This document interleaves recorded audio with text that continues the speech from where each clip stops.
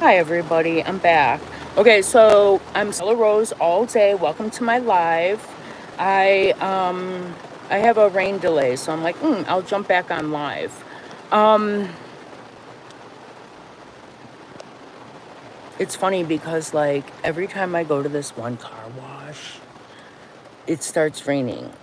It's like every time I go to this one car wash, it starts raining. It's like I don't even I knew it was gonna rain too. Right when I'm like, oh, you know what? Then I guess I won't pay for the extra rinse. Maybe I don't know. I just feel like there's just some days there's just not enough time in a day. Not enough hours in a day.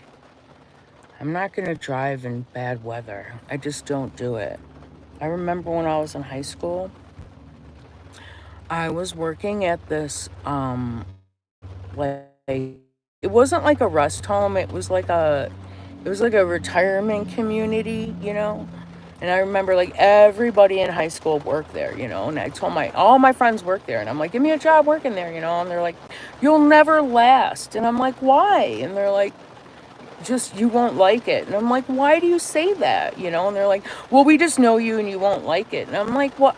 I'm like, well, I want to try it. Everybody goes there after school. And so I ended up staying there the longest out of everybody.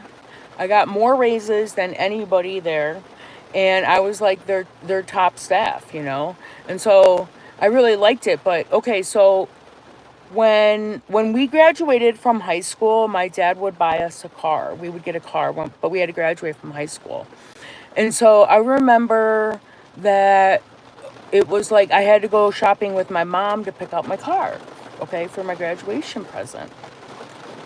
And my mom was like, what do you want? And I'm like, I don't know. I'm like, I don't know. I'm like, I can't make a decision like that because I really don't know. And like, my one friend had a Chevy. I think the other one had a Chevy too. I think they both did. But then like my friends had different cars back then. It was like I don't know. I didn't really know what I wanted. I really didn't. And so we went car shopping. And then I don't know, somebody was like, "Oh, check out like the Chrysler LeBarons." And I was like, "Okay," because that's what was popular back when I was in high school, which was a long time ago. And so I did, and I ended up getting it. And I remember like when my dad brought it home and he like parked it on the lawn, and my mom, like, he was like honking the horn, and my mom made me go downstairs, and I walk outside and I see my car, and I was like, oh my god, I'm like, it's the wrong car. And then I didn't say anything because I just I should have just like, I mean, I was very appreciative, but it wasn't the car that I picked out, but I didn't say anything, because it was still like, I got a car and who gets a car. And so then I just remember like a couple of hours go by and my mom was like, well, how do you like your car? And I'm like, but it's not the car that we picked out. And she's like, it's not? And I'm like, no, come and look at it. And so the one that I picked out was like all white. It was white on white on white, because like cleanliness is next to godliness. And the one that my dad bought had red interior, like a maroon interior. And she was like, oh my God, I have to figure out what happened. And I guess he went to the wrong store. Okay, the store that he went to,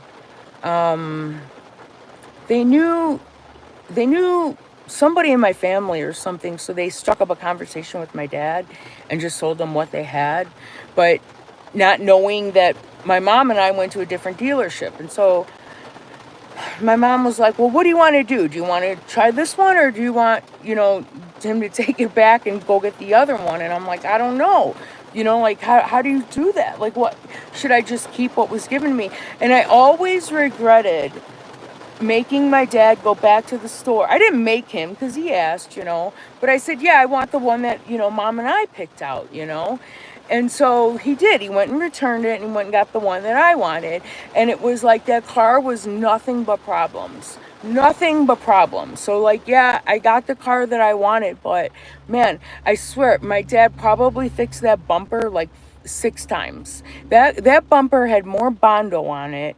But okay, getting back to my original story. So I was driving, it was a day that like I was driving to work and I wasn't at school, which was like across the street. So I was coming from home and it was raining like really bad, really bad. And I and this guy, he pulled out in front of me. He was in a red truck and I T-boned him. But he also stopped. Like, it was ultimately, it was his fault because, like, he pulled out in the middle of the street and just stopped. And it wasn't even his truck, it was his brother's truck. And my car got totaled, and it was only like, I only had it like 2 months or something like that, you know? And like ever since then, I just never want to drive in the rain. It's just like post-traumatic stress disorder. I'm like, no, I'm like, I'll literally sit in my car for hours if I have to, but I don't want to drive in the rain. It just makes me so nervous ever since that day, you know? And it was like because I was traumatized, you know? I mean, do I drive in the rain? I do, but like in this situation where I could pull over, I'll just pull over, you know? Just pull over because it's just trauma. And so I don't know. I mean, I feel like everybody always just wants an update on Aaron's case. And it's like, as soon as I hear one, I will give it to you, you know. But I finished his second documentary and I'm not writing another one. I will not write a third book on Aaron Carter. What I can do is I can probably blog about it, or I don't know. I don't even feel like I want to do that. Like, I'll jump on lives and talk to you, but I mean, at this point, it's out of my control. All I can tell you is that the squeaky wheel gets the juice, you know? So I was able to confirm, and if you've read the documentaries, you know what I'm talking about. Okay, I was able to confirm that you know, people in a position of power can do something. I'm not. I'm all I do is whistle blow. That's all that I have done. But now that Aaron's case is over for me, I mean, as far as like writing about it or whatever, I mean, I'm just gonna do things that I need to do for me, you know? And I'm glad that I had an opportunity to document all of his truth, you know, or close to his truth as possible, and, you know, give a different version. You know, like I said in a previous live, listen, there's different narratives out there. Believe whatever one you want. Believe whatever one you want. If you want to believe, you know, what you read on TMZ or whatever, hey, I think that's great. If you like it, I love it. I'm not here to tell you not to, you know, feed into those different types of ideas or stories or theories or whatever. But at the same time, you got to give, you know, other people who were actively watching his lives an opportunity to speak their piece too. And they, you know, the gang or whatever basically just scared everybody off that wanted to speak a different narrative than the one that they are employed by, which is normal because people are trying to keep their jobs, you know? I mean, I totally get it. But like, I couldn't work for a company that spewed lies. That I couldn't do, you know? I mean, being single, I always worked a lot, you know? And I mean, I worked at different places or did different things or whatever. And anytime I remember when I owned my real estate company, I used to do a side gig for a bank. I'm not going to say the name of the bank, but I worked as a broker. And what I would do is I would go out and I would get broker price opinions on people that were getting like second mortgages or, you know, refinancing or whatever. I would do the appraisals. And so I remember this one time, and I was the number one. I was the number one at it in my area in the western suburbs, and I had 5 and 6 branches I worked consistently. Like, they called me every day. And so I remember I went out and I did this one, and it was like, it just didn't appraise out to like a higher number, you know? And so the manager calls me back and she was like, I need you to change your opinion on this house. And I'm like, well, I can't change my opinion on the house because that's my opinion. You know what I'm saying? Like, but I need it to be a certain number. And because if it doesn't get to this number, then these people can't take out a loan. And I'm like, well, there's such a thing as not qualified for a loan, you know? I'm like, if you change the numbers and and if there's a system in place for a reason. So if they don't qualify, and they don't qualify, okay, I'm not going to change the paperwork or fudge the paperwork especially if it's going to cost somebody a financial suicide. I'm like, I'm not going to do that. And she was like, well, if you don't change your opinion, if you don't change the numbers, then you're not getting any more work from us. And I said, well, that's unfortunate. I said, that's very unfortunate because I can't do something I'm not comfortable with doing. Like that's basically lying and cheating the system. And later on down the road, those people are it's going to catch up with them. Trust me, if they're not qualified, then tell them to try again in like another 6 months. But because I wouldn't change the paperwork, she did fire me and I didn't get any more work.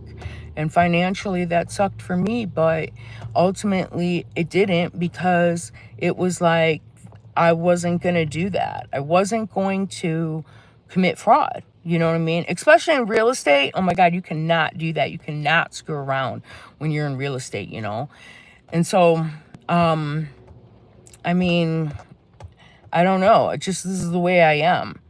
I'm not going to do something that is a lie, because fraud is a lie. And the problem with that autopsy report is it's fraud on the court. It's a lie. Okay.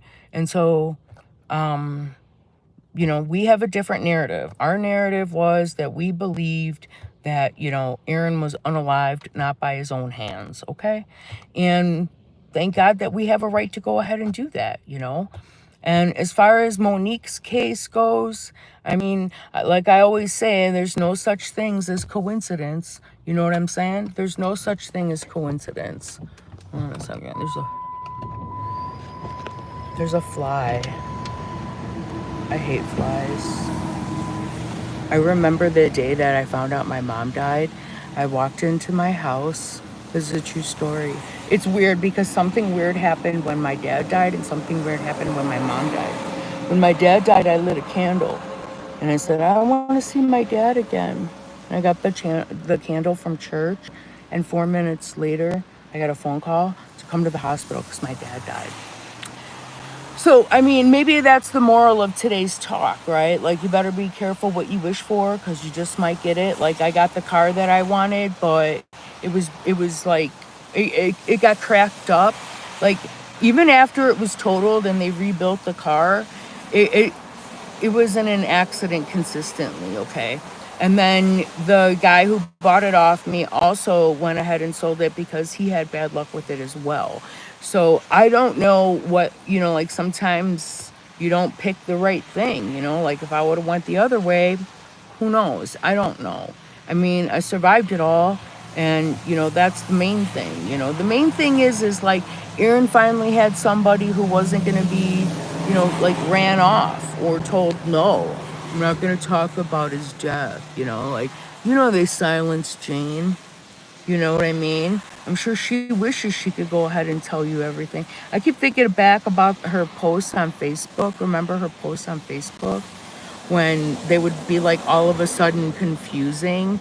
And then as soon as it turned about Nick, I knew it was definitely Lori Knight's fingers in that pie. I'm like, that lady is just like a bad smell. You know what I'm saying? She's like a walking curse. You know what I'm saying? Like, nothing about that lady. I've never heard anything anybody ever said that knew that lady that had anything good to say about her. Do you know that? Nothing. The only people that talk about her maybe in a good way are her employees, when you're like forced because it's your livelihood to have to be that way. But anybody else who's ever dealt with her, nobody's ever said anything good about her. I don't know. I mean, you can still be a good person and bad things happen to you. I mean, this is Earth that we live on, you know what I mean? It's not like a perfect place by any means, you know? But I mean, I'm glad that I was able to at least get what Aaron said. I mean, it's not rocket science, you know what I'm saying? Like, could you imagine how many people are like Elon Musk in the world but go completely unrecognized? Because like he's in the limelight, right? So you think that there's only one person that's like Elon. And it's true because people are like snowflakes, you know? There isn't two people that are the same, but I doubt that Elon Musk is the only person that lives on Earth that is as smart as he is. There's got to be at least a 1% or something like that, you know? I mean, I don't know how many there are, but I mean, there's got to be more people that are super highly intelligent, but they like fly under the radar or they don't want to be recognized for it or whatever. You know what I'm saying? And so I don't know. Nobody scared me off. You know, dealing with the gang, that kind of sucked. But I mean, at the same time, you would be dumb to think that's not part of our society. You know, like everything is a part of our society.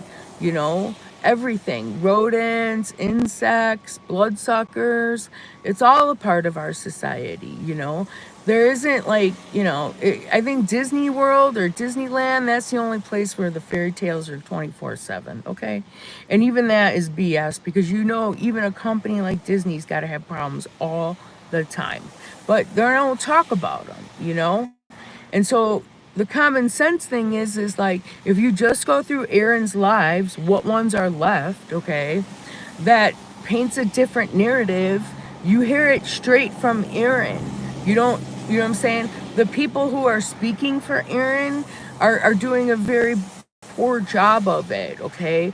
It's what works for their company. It's what works for their narrative. It's called sales and marketing, okay? My little sister had a degree in it. And when she was going to college, because she was dyslexic, I typed her papers for her, okay? And so I kind of like, I don't know, kind of like piggybacked off of learning what she was doing in school because I typed her papers, you know?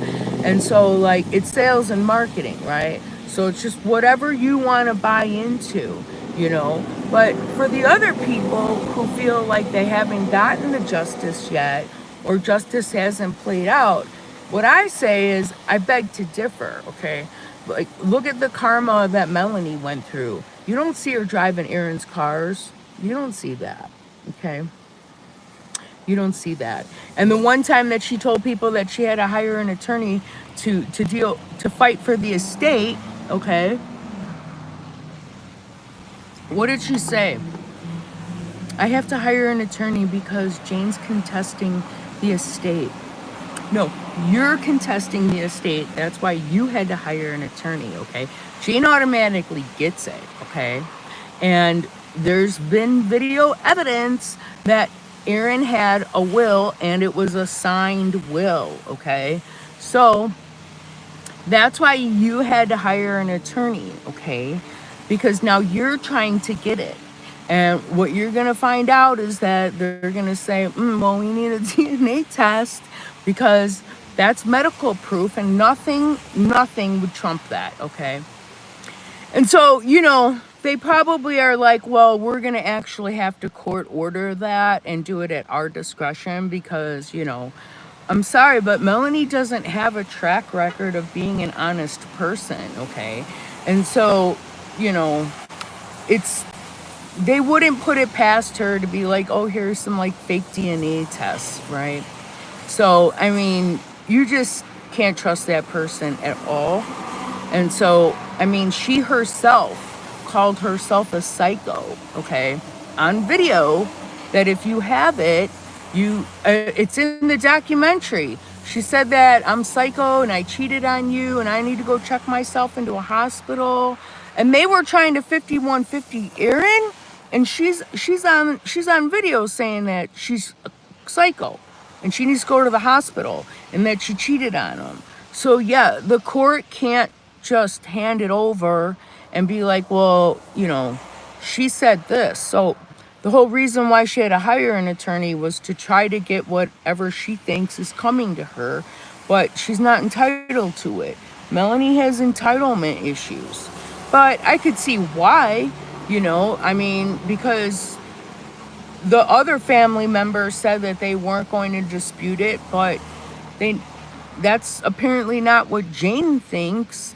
And so, and hopefully, God willing, like, it will end up benefiting Bella. Because, that's what I hope for. Obviously, that's at the discretion of Jane, but, Jane's got to be up there in years. I don't know how old she is, but, her, I mean, her kids are, Nick's in his 40s, so, I mean, she's got to be, you know,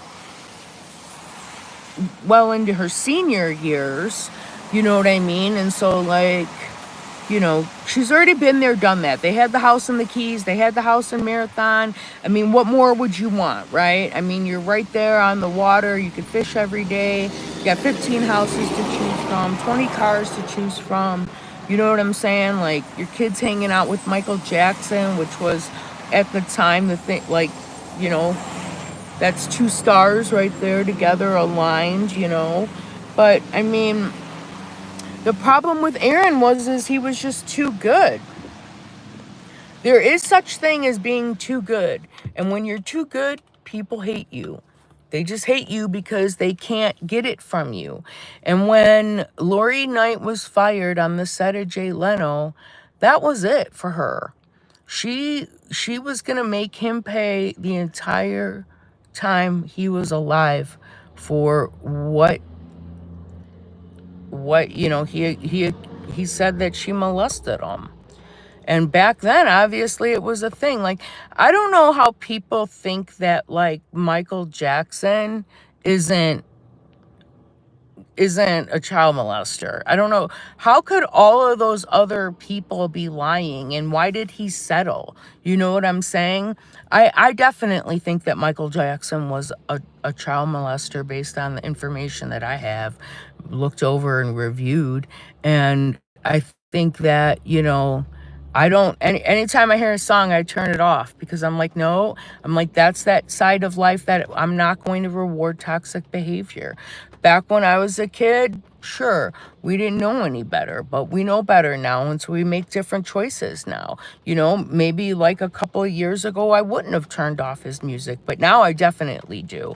You know what I'm saying? And like, I don't know, like I read an article yesterday that like AJ McLean wants to reconcile with his wife. Sure you do. A divorce is hell on earth, dude. It's expensive. Everything gets cut in half. Everything's ripped in half. Nothing's the same. The whole family unit gets torn apart, and lawyers take everything. So that's why they say it's cheaper to keep her. You know what I mean? But I don't think that she would be going back. It's just like how Belinda Gates, after Belinda Gates found out about her husband's involvement with Jeffrey Epstein, she divorced him. And like I said, I refuse to give Microsoft any money. I will not use Microsoft Word. Won't use it. Won't do it. Nope. That's a no for me. I'm not going to support toxic behavior. I'm not going to do it. And that's just who I am. And I think I've suffered a lot in life because I went a different route than other people, because some days it's kind of like, man, if I were to have like committed fraud or did something wrong, and like, because you see other people getting away with it, it's kind of like, what's the point? Why am I such a good person if like I'm still gonna suffer? But it's like, I'm not exempt from anything. Just because you do things by the book or by your moral compass or exercise your freedoms, it doesn't mean you're doing anything wrong, but nobody escapes karma. And so that's what I'm saying. Like, if you look around at the situation, like, Melanie is getting her karma, okay? She had to come up with $5,000 for a retainer fee. And do you know how much it costs for lawyers to litigate a probate case? Probably you're looking at, on average, I would say between $200 and $300. I mean, that's a $300 an hour employee all day. Now, you also have to hire the paralegal. You're paying for the copying every 15 minutes with a phone call, every email, postage. I mean, and at the end of it, she's not going to get anything. I'm telling you, she won't get anything because she doesn't have a right to it. So let her fight it. Let her pay. Let her pay those expensive lawyer fees. She'll get nothing out of it except for crying her eyes out. You won't get it. She won't get it because she's disputing the state of California. That kid, which would be her only key to the door, was a ward of the state of California when Aaron died. That's why Aaron said, I'm not playing your game, you're playing mine, you know? I still think that, like, once you leave your body, your spirit ascends to a higher level. You know what I'm saying? And what kind of life did he live? I mean, when the police that was in charge there was not on your side, you have no protection. It was easy for them to go ahead and trap him and do that to him. He didn't have any protection. None. They took his guns away. They and they and the police, which is there to protect and serve, they didn't do that. Of course they don't need to close that investigation. They can sit on that paperwork for 20 years. They can sit on that paperwork for 20 years, okay? And they'll do with it what they want to do with it, when they want to do with it. If they close it, then that means it gets automatically sent to another unit, and they don't want that. And so because the homicide detective is full of crap, okay, he had to get called out on that. It just was like they try to wear you out. Like, imagine if Jane didn't even try. Then it would have, if there's no goalie, you know what I'm saying? If you don't have any security, then, you're going to be in trouble. And, Los Angeles Sheriff's Department, they know that they have no leg to stand on, really, because they failed the welfare check. Not Aaron, they failed the welfare check.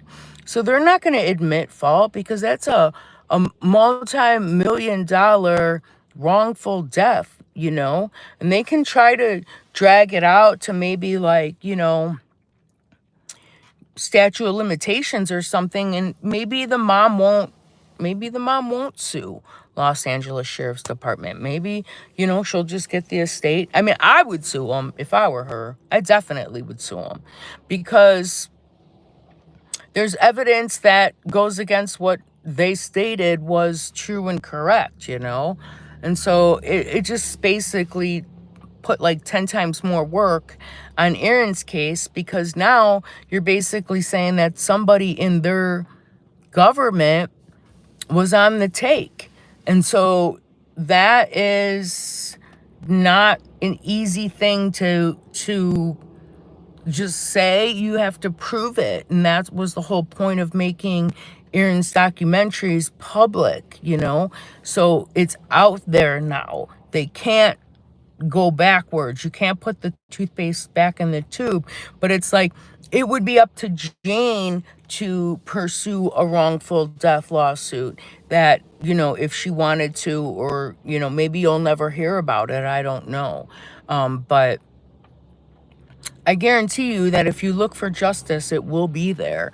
It's just, where are you looking for it, And also, will you even hear about it, I don't know. I don't know. I was still talking about Aaron's case yesterday in Los Angeles County, with the contact that I have made there.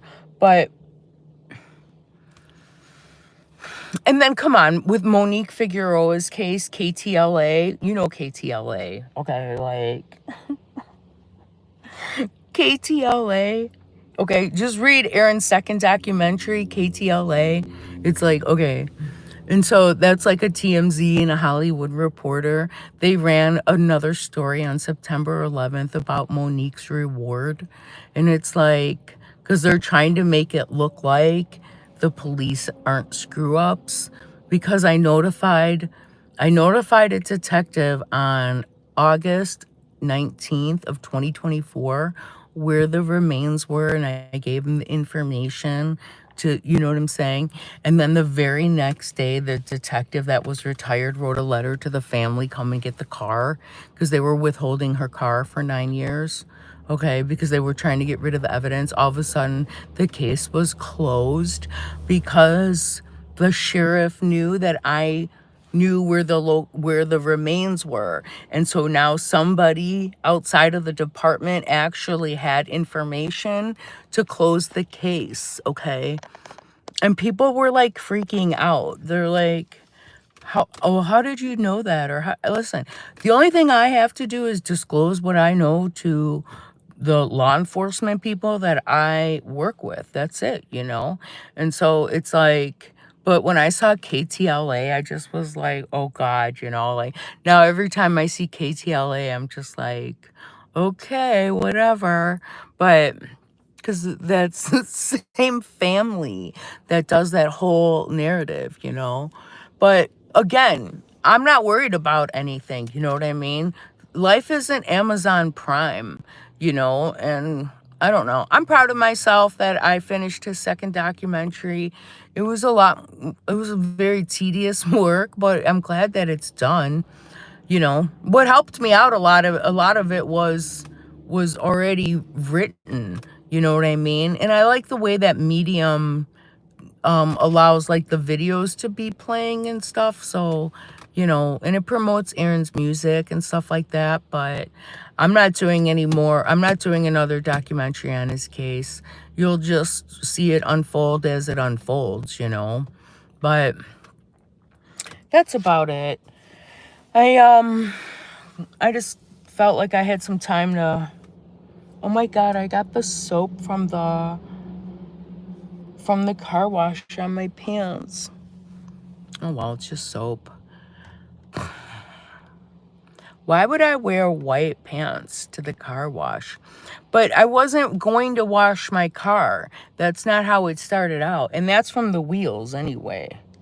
But I ended up washing my car. I just wanted to vacuum it out. And I'm like, I'm already here. Might as well just hit it real quick. But again, see what happens when it's bad timing. Things don't work out well. You have to, everything's got to be in divine timing.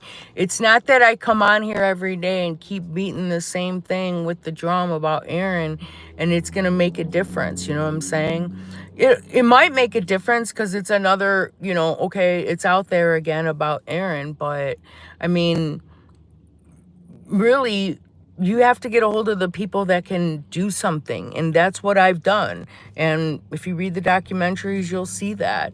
And so that's my narrative, you know, and I back it up with my receipt copies. But I'm not worried about anything at all. I'm really not. And I can tell you that sometimes it takes a long time for karma to play out. Like I remember I used to like hate the way my mom used to treat my dad because sometimes she was just so rude, like unbelievably rude to him. And I used to be like, man, that is just so wrong, you know? And like after they got divorced, I didn't hear anything about her for a long time. And I lived down the street from her and I didn't even know it. How's that? Okay. I didn't even know it for years that I lived down the street from her. I never ran into her at the grocery store.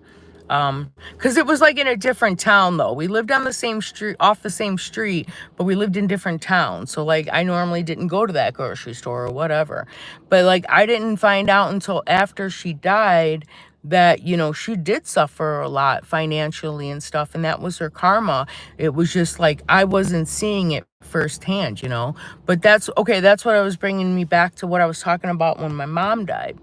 So I used to live across from like this fishing pond. And so it was like I kind of had like a tree house and I was outside all the time. And so I walked in, it was a Saturday afternoon.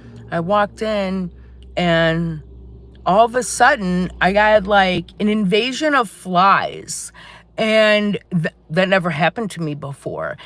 In my house, all of a sudden it was like 60 flies just flew in and hovered like in front of this one window out of nowhere. Like I just walked in the door.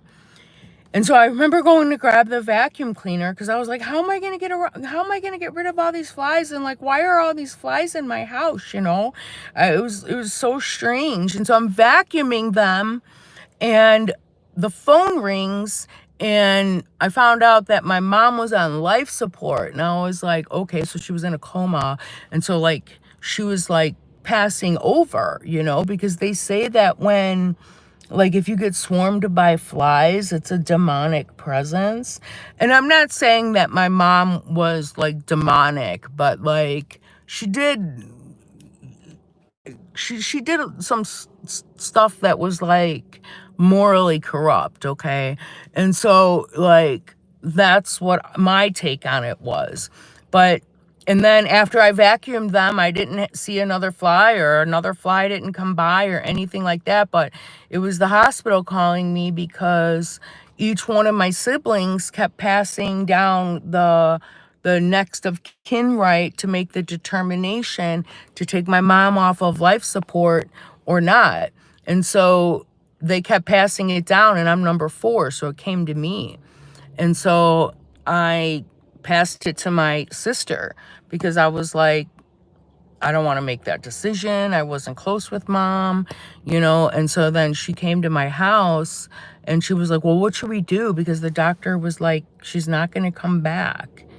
And so I'm like, I don't know. I can't really say, like basically what you have to do is you have to listen to the doctors, you have to do what the doctors recommend.